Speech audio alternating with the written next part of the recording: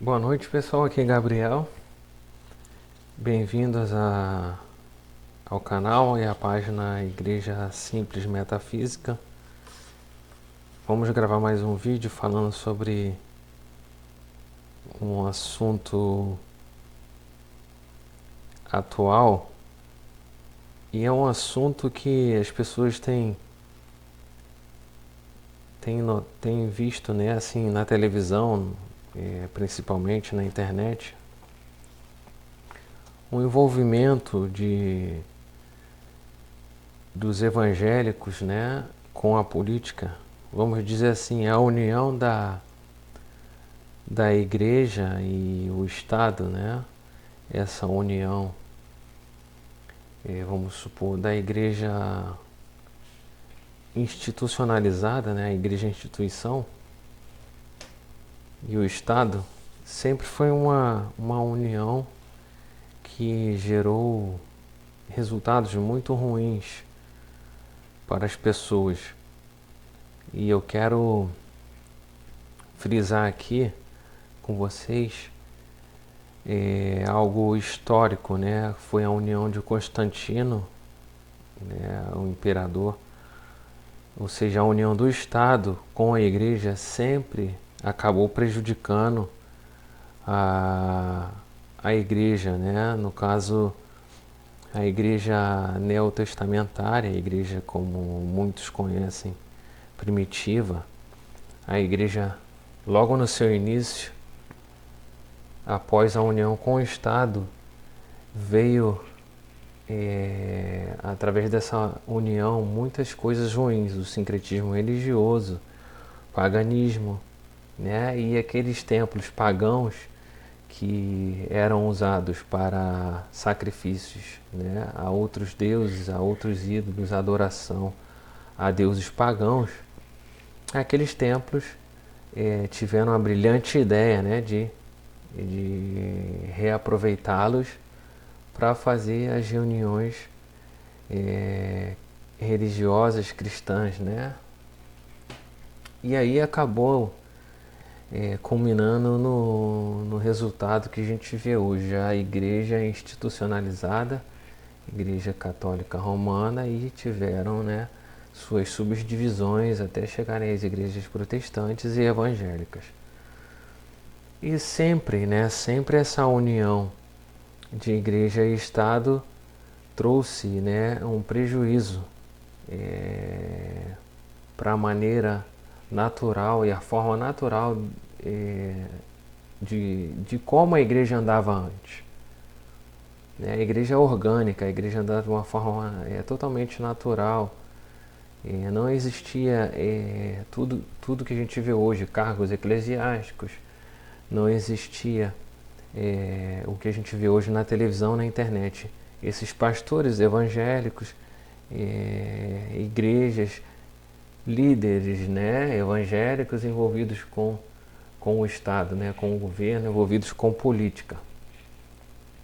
E o que eu queria falar hoje é exatamente sobre isso, né? E vamos supor que o título seria esse, né?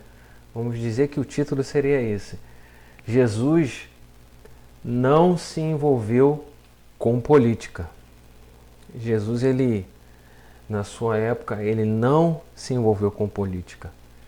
E eu quero mostrar aqui para vocês, através dessa leitura, que Jesus, ele não se envolveu com política, ele não estava no meio dos políticos da sua época e ele não se envolvia com nenhum tipo de política. Hoje você analisa pessoas, né, na sua grande maioria, né, que se diz cristã, evangélica, não sei, católico, e brigando, saindo no tapa praticamente por causa de política, né? Eu quero ler aqui um texto interessante para a gente poder ter um entendimento melhor do que eu estou querendo falar nesse vídeo, né? Você pode acompanhar a leitura aqui conosco através da captura da tela, ou você pode também abrir aí na sua Bíblia, seria até interessante que você abrisse aí na sua Bíblia e pudesse fazer também essa análise com a gente. Abra sua Bíblia se você quiser acompanhar. Atos capítulo 1, do verso 1 até o verso 8. Né? Mas eu vou ler aqui na tela também. Escrevi o primeiro livro, ó Teófilo, relatando todas as coisas que Jesus começou a fazer e a ensinar, até o dia em que, depois de haver dado mandamentos por intermédio do Espírito Santo aos apóstolos que escolhera, foi elevado às alturas. A estes também, depois de ter padecido, se apresentou vivo, com muitas provas incontestáveis, aparecendo-lhes durante 40 dias e falando das coisas concernentes ao reino de Deus. E comendo com eles, determinou-lhes que não se ausentassem de Jerusalém, mas que esperassem a promessa do Pai, ao qual disse ele: de mim ouvistes. Porque João, na verdade, batizou com água, mas vós sereis batizados com o Espírito Santo, não muito depois destes dias. Então, os que estavam reunidos lhes perguntaram: Senhor, será este o tempo em que restaures o reino a Israel? Respondeu-lhes: Não vos compete conhecer tempos ou épocas que o Pai reservou pela sua exclusiva autoridade, mas recebereis poder ao descer sobre vós o Espírito Santo, e sereis minhas testemunhas, tanto em Jerusalém como em toda a Judéia e Samaria, até aos confins da terra. Aqui eu queria mencionar para vocês o verso quando ele diz: restaures, né, o reino a Israel. Quando os discípulos perguntaram a Jesus, né, se seria aquele tempo que ele iria restaurar o reino a Israel. Porque aqui o contexto de Atos, capítulo 1, Jesus e os judeus, né, os discípulos que estavam com eles, na verdade os judeus de maneira geral, eles estavam sob o domínio dos romanos. Os romanos governavam os judeus naquele momento. O verso 6, né, quando eles perguntam, né, Senhor, será este o tempo em que restaures o reino a Israel? E eu anotei um comentário aqui, né, esse significado que seria o restaurar o reino a Israel, né? Então, aqui seria que a esperança, né, messiânica dos discípulos ainda era como a de muitos judeus, de um reino político, né? Seria o que? A esperança de um reino político estabelecido por um descendente de Davi. Ou seja, eles tinham ainda uma esperança de um reino político. E a resposta de Jesus aqui foi clara, né? Não vos compete conhecer tempos ou épocas, né, que o Pai reservou pela exclusiva autoridade. E Jesus, ele falou do reino espiritual aqui, do reino celestial. Ele não falou, ele não voltou, né? Ele não se importou em responder a respeito da intuição dos discípulos naquela hora, que a intuição deles, né? O desejo deles, na verdade, o intuito deles, na verdade, era que Jesus fosse resgatar restaurar um reino político, né? Um reino terreno. E ele deu uma pergunta, ele respondeu de uma maneira totalmente diferente, né? Ele já falou da descida do Espírito Santo e que eles seriam testemunhas, né? Tanto em Jerusalém como em toda a Judéia e Samaria, até os confins da terra. Então a resposta de Jesus foi uma resposta totalmente espiritual. E os discípulos, criando aquela expectativa sobre um reino, um governo terreno, um governo físico, né? Criando aquela expectativa que Jesus fosse revolucionário, fosse fazer uma revolução e devolver o reino aos judeus, né, que estavam sob o domínio dos romanos. Jesus falou totalmente diferente. Jesus ele falou sobre coisas espirituais, sobre o reino espiritual. Então ele não deu tanta ênfase a essa questão política. Outro verso importante que eu queria ler com vocês, você se quiser acompanhar, você abre aí Mateus capítulo 22. Eu quero ler do verso 15 até o versículo 22. Tá? Mateus capítulo 22. A gente vai acompanhar essa leitura do verso 15 até o 22. Ficaria assim então, o verso 15. Então, retirando-se os fariseus, consultaram entre si como o surpreenderiam em alguma palavra. Verso 16. E enviaram-lhe discípulos, juntamente com os herodianos, para dizer-lhe: Mestre, sabemos que és verdadeiro e que ensinas o caminho de Deus, de acordo com a verdade.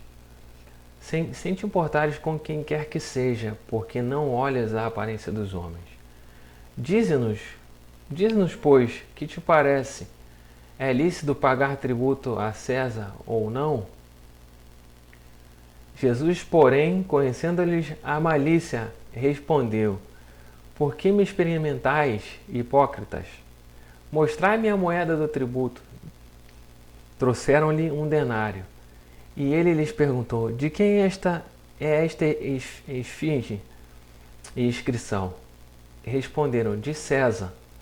Então lhes disse: Dai, pois, a César o que é de César, e a Deus o que é de Deus. Ouvindo isto, se admiraram e, deixando, foram-se. E eu quero ler aqui outro comentário relacionado a esse verso, que é o verso 16. Quando diz aqui, eu nunca tinha reparado isso, tá, gente? Eu estava lendo aqui esses dias, herodianos, eu falei, mas herodianos, vamos lá, vamos ver o que seria herodianos. Herodianos, aqui no verso 16, ou seja, os herodianos, eles eram do partido de Herodes, apoiavam Herodes Antipas e a dinastia fundada por Herodes o Grande. Ou seja, eles eram do partido, né, daquela época, que apoiavam Herodes Antipas. Ou seja, isso aqui também é um contexto relacionado à política, né? Esse povo aqui, né, que estavam reunidos ali com os discípulos e os herodianos, né, no caso os herodianos, eles se juntaram naquele momento com os discípulos, e todo aquele pessoal ali envolvendo Jesus com aquela malícia, querendo pegar Jesus em algum erro, né, daquela época. Então Jesus, como ele sabedor e conhecedor dos pensamentos e desígnios do coração do homem, né, que somente Deus e Jesus ele pode saber as intenções e motivações do coração do homem, ele acabou dando essa resposta àquele povo ali que queria pegar ele em alguma falha, né? Em algum tipo de erro naquela época. Isso aqui também é um contexto político, para você entender que Jesus ele conhecia da lei, ele conhecia das intenções, mas ele não se envolvia em grandes discussões e não se envolvia com política. Vamos ler outro texto aqui, que eu também acho interessante. Mateus capítulo 20, do verso 20 e 21. Deixa eu abrir aqui para a gente dar continuidade. É um texto bem conhecido, né, que é o pedido da mãe dos filhos de Zebedeu.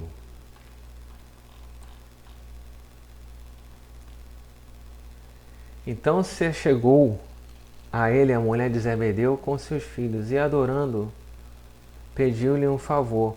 Perguntou-lhe: Que queres? Ela respondeu: Manda que no teu reino estes meus dois filhos se assentem, um à tua direita e o outro à tua esquerda. Né?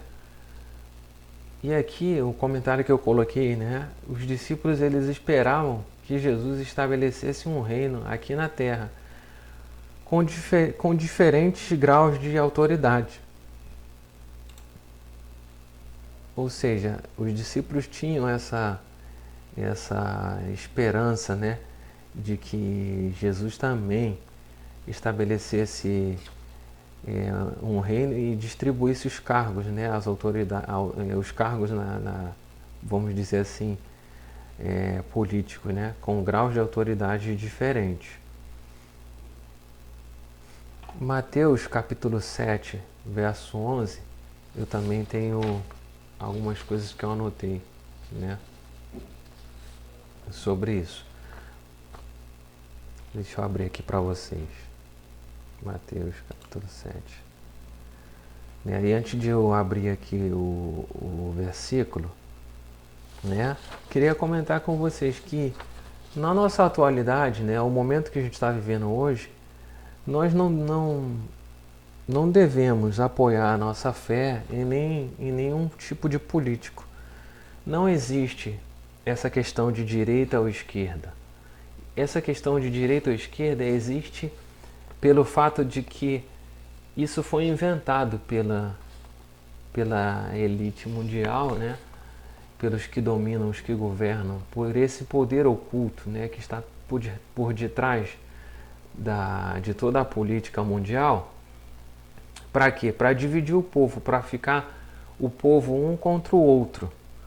Mas na verdade, isso tudo, né, essa política, principalmente a política brasileira, é um grande teatro. É como se você estivesse acreditando num filme de ficção. Você hoje acreditar na política, de uma maneira geral, e principalmente na política brasileira, é como você estivesse, né, acreditando no filme de ficção, porque é tudo um grande teatro. É tudo uma ilusão, né? E não existe essa questão, né, de que o político fulano de tal, ele é bom, né? O político A é bom, o político B é bom, né? O Messias é bom, Lula é bom. Eu conheço um político que é bom. E eu quero ler aqui com vocês para mostrar que Jesus, ele falou que não tem ninguém que é bom. Não tem nenhum bonzinho nessa história, né? Mateus 7, verso 11, diz assim, nessa aqui é a resposta de... Isso aqui é Jesus ensinando. Olha o que ele falou aqui. Ora, se vós que sois maus sabeis dar boas dádivas aos vossos filhos, quanto mais vosso Pai que está nos céus dará boas coisas que lhe pedirem. Ou seja, Jesus, ele falando que nós, né, nós somos maus, o ser humano é mau. Então não tem essa história de o fulano de tal é bom, o político é bom. Não existe isso. Lucas 18, verso 15 e 16, também Jesus falou algo parecido. Vamos voltar aqui. Lucas. Então essa questão de que é que o fulano de tal é bom, o político ele é muito bom, ele tem feito coisas boas, né? E ele tem dado coisas legais, né? Ele é muito bom. Não existe, gente. Não existe essa história de que político A ou B é bom. Não existe isso. Não caia nessa ilusão. Não caia nessa balela, né? Nessa de colocar a fé em homens, de colocar a sua fé sobremaneira em políticos, né? E você vê a união de muitas pessoas, né? Principalmente líderes, né? Dizes evangélicos, aí com a política. Lucas 18, verso 15 e 16.